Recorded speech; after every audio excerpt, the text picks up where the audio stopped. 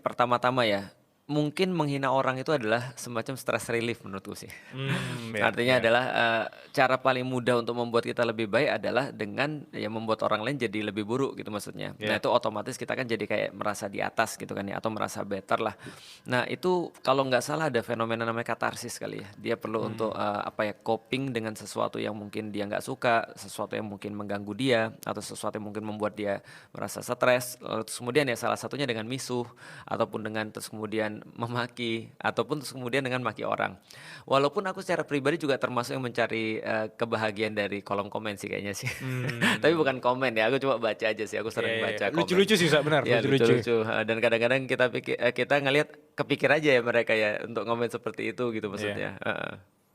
Tapi di tahap apa sebenarnya Mhm, kita itu harus lebih bijak, Ustaz? Mungkin ini terkesan sangat serius pertanyaannya, oke, tapi aku kepikiran gini, mhm, mungkin orang-orang yang berkelas di mata aku itu nggak mungkin berkomentar seperti itu di komentar orang lain gitu. sepakat, Jadi sepakat aku banget. bisa menyimpulkan bahwa orang-orang yang mungkin meluapkan amarah atau kebencian di kolom komentar atau bisa main fisik bahkan, Betul, berarti isi hati dan pikirannya berarti ada yang nggak beres dong. Nah, eee, kalau menurutku ya, ini sudah menjadi style-nya orang-orang yang, mungkin Gen Z ya. Gen Z ataupun orang-orang yang digital native, Hmm, mereka itu seringkali ketika mereka komen di media sosial, itu mereka tidak mempertimbangkan konsekuensi.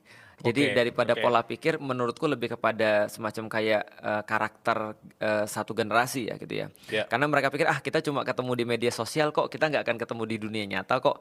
Dan orang-orang kayak Oh, gini, aku yakin ketika ketemu di dunia nyata, mereka nggak akan pernah komentar buruk gitu maksudnya. Artinya ah, ada semacam kayak, sesuatu yang berbeda antara orang tuh ketika di media sosial dan ketika dia di dunia nyata.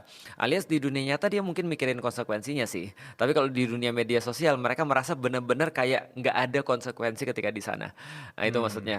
Contoh misalnya ya, nih berapa banyak yang sih yang kita sadar bahwa saya ketika Gen Z misalnya, ketika dia suka sama seseorang, dia nggak harus follow seseorang itu misalnya. Walaupun dia ngefans banget sama seseorang. oh iya ya, Beda dengan milenial, milenial kalau misalnya suka sama seseorang ya dia akan follow. Walaupun hmm, dia nggak appreciate dengan karya-karyanya, tapi dia cuma bilang ya aku suka sama dia aja, aku follow. Tapi hmm, kalau Gen Z kayaknya nggak deh, dia nggak perlu itu. Dia nggak perlu follow, dia nggak pernah untuk loyal pada satu brand misalnya.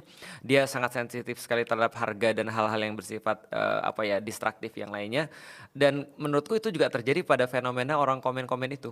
Mereka benar-benar nggak ngerti atau benar-benar have no clue sebenarnya tentang hmm, apa sih konsekuensi kalau aku komen ini, apa konsekuensi bagi orangnya, apa konsekuensi kalau aku ketemu dia dan seterusnya.